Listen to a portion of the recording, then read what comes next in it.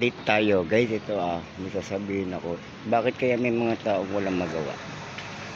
Paglabas ko kagaling na nakita nyo guys, lasog-lasog yung putol-putol. Hindi ko malaman kung may galit pa. So pwede naman silang kumuha ng mga dahon o bunga, magpaalam. Kaya lang, tingnan nyo ang ginawa o.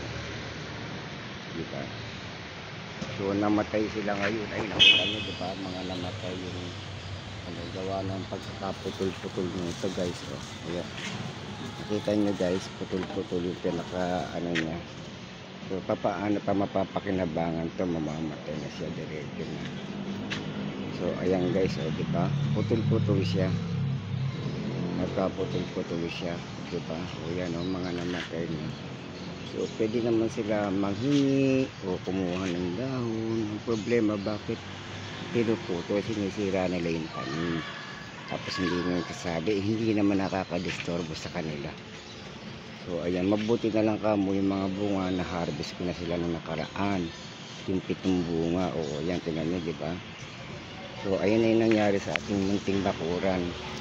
Hindi naman sila mamamatay ng kabuuan kasi meron pa siyang dalawa dito. Ayan yung pinaka puno nila. Kaya lang yung iba yan, diba, putol-putol na.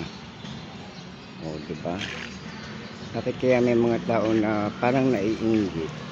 So parang naman sa lahat yan, hindi naman natin pinagdadamot. Ayan tingnan nyo guys, putol-putol, diba.